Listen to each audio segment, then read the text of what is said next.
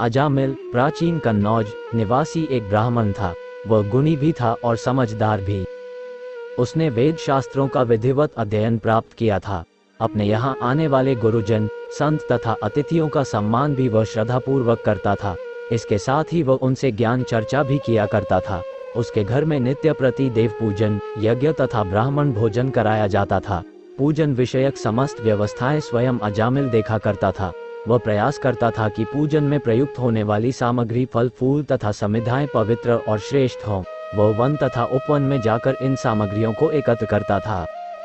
एक दिन अजामिल वन से पूजन सामग्री एकत्रित कर घर लौट रहा था तो उसने देखा एक कुंज में कोई युवक स्त्री के साथ प्रेम में लिप्त था। अजामिल ने संस्कारवश अपने आप को ये देखने से रोकने का पूरा प्रयत्न किया, किंतु सफल न हो सका। वो बार बार इस प्रेम प्रसंग को देखकर आनंदित होने लगा। बाद में उसने स्त्री से परिचय प्राप्त किया। ये ज्ञात होने पर कि वह वेश्या है, अजामिल प्रतिदिन उसके यहाँ जाने लगा। संसर्ग से धीरे धीरे उसके सत्कर्म प्रभावित होने लगे और वह वेश्या की प्रत्येक कामना की तुष्टि के लिए तरह तरह के दुष्कर्मों में लिप्त होता गया। उसने चोरी, डकैती और लूटपाट शुरू कर दिए, हत्याएं करने लगा तथा किसी भी प्रकार से धन प्राप्ति हेतु अन्यायपूर्ण कर्म करके उसे संतुष्टि प्राप्त होने लगी। स्थिति यह हुई कि वेश्या से अजामिल को 9 पुत्र प्राप्त हुए तथा 10वीं संतान उसकी पत्नी के गर्भ में थी। एक दिन कुछ संतों का समूह उस ओर से गुजर रहा था। रात्रि अधिक होने पर उन्होंने उसी गांव में रहना उपयुक्त समझा जिसमें अजामिल रहता था।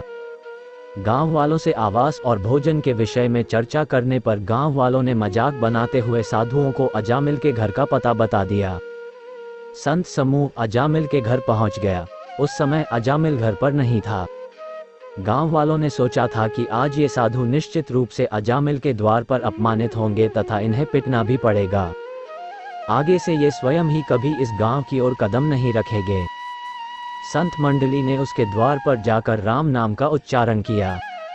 घर में से उसकी वही वेश्या पत्नी बाहर आई और साधुओं से बोली, आप शीघ्र भोजन सामग्री लेकर यहाँ से निकल जाएं, अन्यथा कुछ ही क्षणों में अजामिल आ जाएगा और आप लोगों को परेशानी हो जाएगी। उसकी बात सुनकर समस्त साधुगण भोजन की सूखी सामग्री लेकर उसके घर से थोड़ी ही दूरी पर एक वृक्ष के नीचे भोजन बनाने का उपक्रम करने लगे। भोजन बना, भोग लगा और संतों ने जब पा लिया तब विचार किया कि यह भोजन किसी संस्कारी ब्राह्मण कुलोत्पन्न के घर का है, किंतु समय के प्रभाव से ये कुसंस्कारी हो गया है। सभी संत पुनः फिर से अजामिल के घर पहुंचे। उन्होंने बाहर से आवाज लगाई। अजामिल की स्त्री बाहर आई। संतों ने कहा, बहन हम तुमसे एक बात कहने आए हैं। स्त्री ने बताने के लिए कहा। संतों ने कहा, तुम्हारे यहाँ जन्म लेने वाले शिशु का नाम नारायण रखना। संतगणों के ऐसा कहने पर अजामिल की स्त्री ने उन्हें ऐसा ही करने का वचन दिया। अजामिल की स्त्री ने 10वीं संतान के रूप में एक पुत्र को ही जन्म दिया और उसका नाम नारायण रख दिया। नारायण सभी का प्रिय था। अब अजामिल स्त्री और अपने पुत्र के मोह जाल में लिप्त गया। कुछ समय बाद उसका अंत समय भी नजदीक आ गया। अति भयानक यमदूत उसे दिखलाई पड़े। भय और मोहवश अजामिल अत्यंत व्याकुल हुआ। अजामिल ने दुखी होकर नारायण नारायण पुकारा। भगवान का नाम सुनते ही विष्णु पार्षद उसी समय उसी स्थान पर दौड़कर आ गए।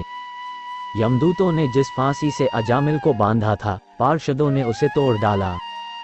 यमदूतों के पूछने पर पार्षदों ने धर्म का रहस्य समझाया। यमदूत नहीं माने। वे अजामिल को पापी समझकर अपने साथ ले जाना चाहते थे। तब पार्षदों ने यमदूतों को डांटकर वहां से भगा दिया। हारकर सब यमदूतों ने यमराज के पास जाकर पुकार की। तब धर्मराज ने कहा कि तुम लोगों ने बड़ा नीच काम किया है, तुमने बड़ा अपराध किया है। अब सावधान रहना और जहाँ कहीं भी कोई भी किसी भी प्रकार से भगवान के नाम का उच्चारण करे वहाँ मत जाना। यमराज ने यमदूतों से कहा, अपने कल्याण के लिए तुम लोग स्वयं भी हरि का नाम और यश का गान करो।